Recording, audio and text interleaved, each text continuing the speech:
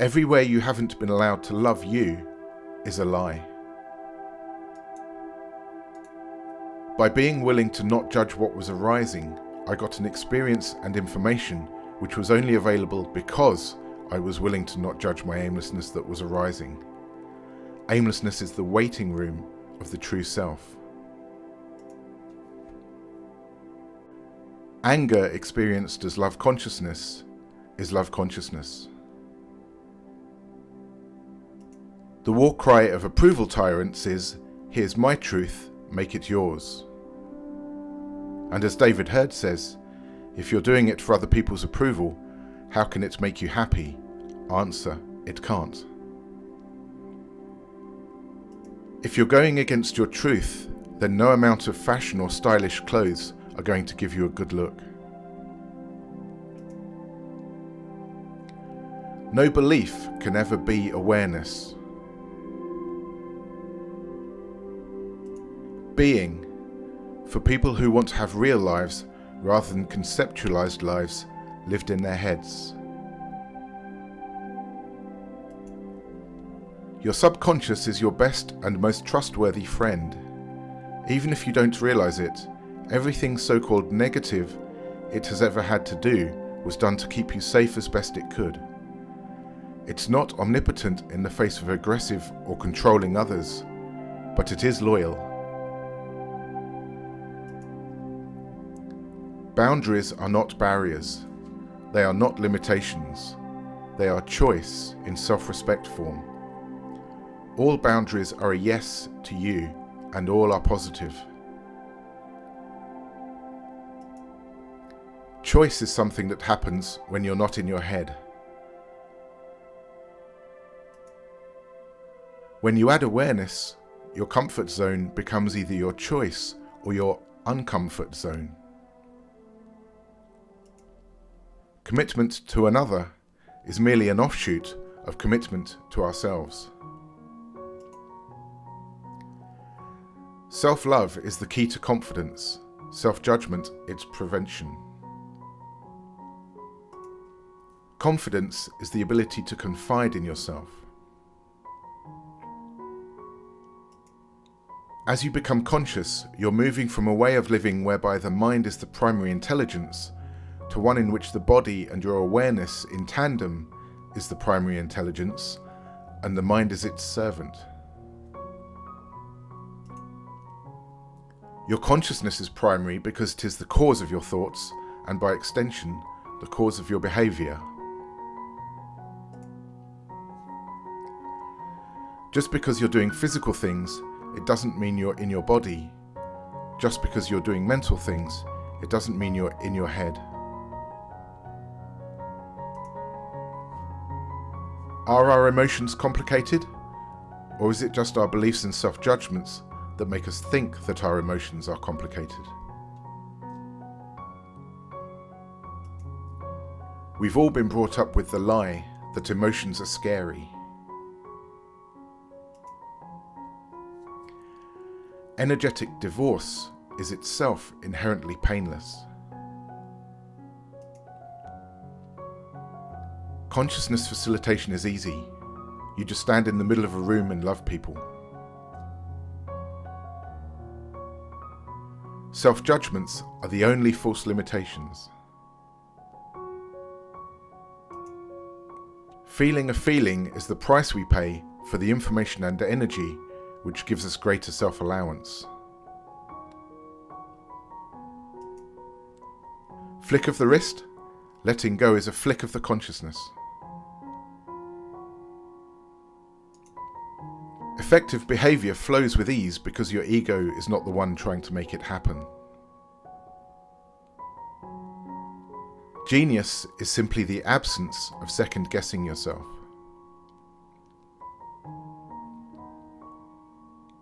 Most people are trying to fix their habits from their self-judgment rather than from self-love. That's never going to sustain results.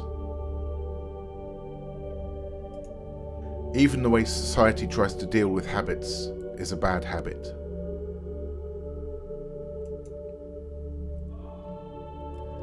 Dissolving habits is about letting an energy back into your body.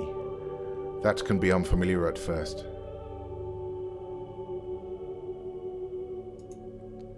The key to unraveling habits isn't behavior, it's presence.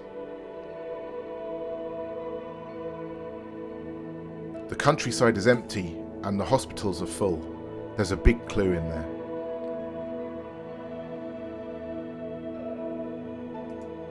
You can go from painful crying to hearty laughing to sad again to melancholy in an instant.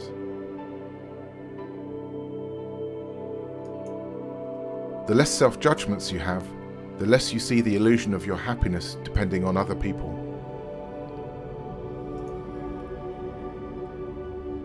What if conventional dieting has been hammering away at the wrong rock?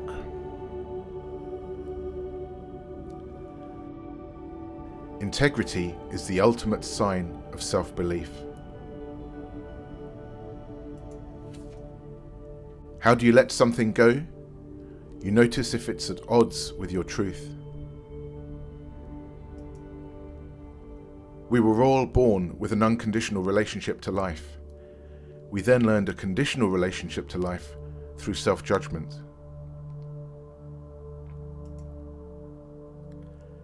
If only I ate what my body wanted and not what my mind wanted, you'd be svelte. Love is the only lifestyle that isn't a dead end.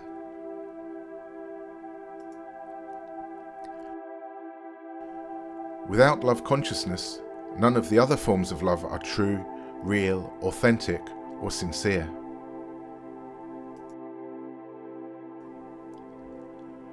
A moment is a measurement of consciousness, not a measurement of time.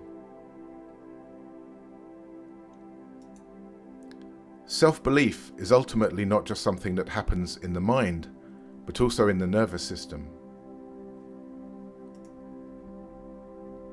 If it's not okay for you to not get something, then your relationship to life is skewed and like a prison. The moment you stop fearfully needing to jump across to the love consciousness path, it moves itself underneath you. Peace of mind isn't about not having thoughts, it's about not judging one's thoughts or the mere fact that they've arisen. What use is positive thinking if it doesn't extend to the body's nervous system? Playfulness is the ability to see reality the way it is.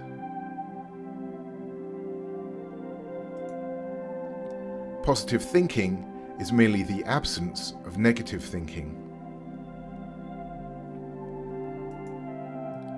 Unconditional love for oneself is the same thing as fulfilling one's full potential.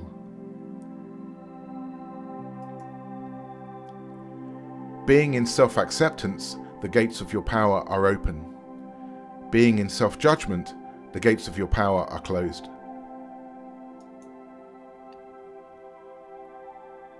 The source of your power is before you've thought. It is prior to thought.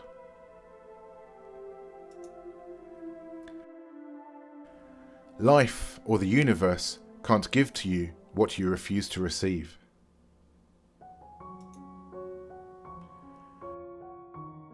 Relationships are easy. It's self-judgments that make them difficult.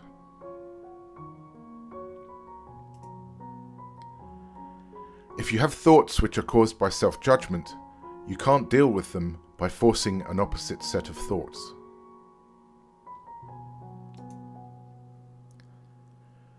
Society teaches people to live on a weekly rhythm, whereas our basic nature is screaming at us to live on a daily rhythm.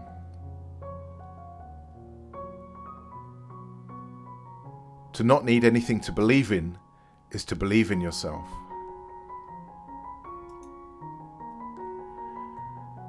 To think that there is anything in the entire universe that is more worthy than you is to lack self-esteem.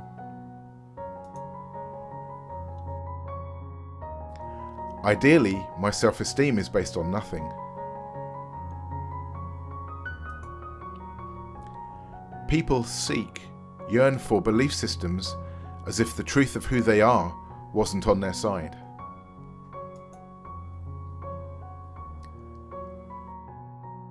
Freedom and sincerity are inextricably linked. You can only have sincerity where there is freedom, and only where there is sincerity is there true, authentic fulfillment, happiness. This is the key to life.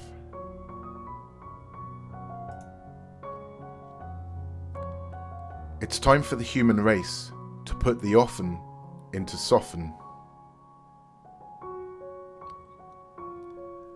The solution to stress is to yield to self-love.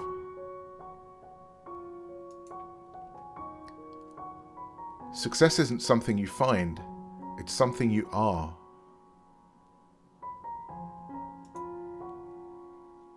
The how-to of positive thinking is merely the removal of the cause of negative thinking, self-judgment.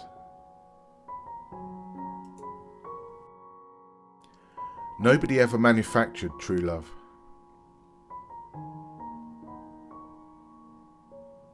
We judge the quality of people's lives from the outside, and that really gives us a misleading picture.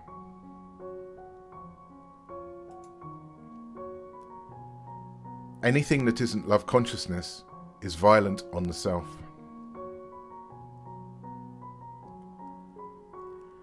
Can you sense the self-judgment that's typically inherent in the energy of wanting?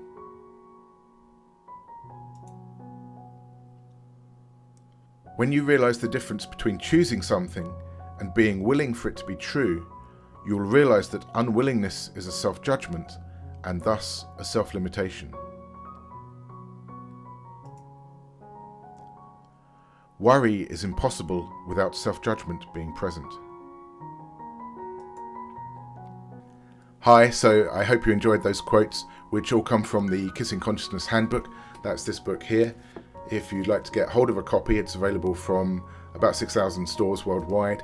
And if you go to kissingconsciousness.com/book, there'll be a list of the biggest ones, including Amazon, of course. You can also get a Kindle version of the book, which is available at kissingconsciousness.com/Kindle. And if you'd like to just read the first couple of chapters for free, you can also do that. If you go to kissingconsciousness.com/chapters, you'll see a link in the description below. Then you'll be able to download the first 2 chapters and read them at your leisure.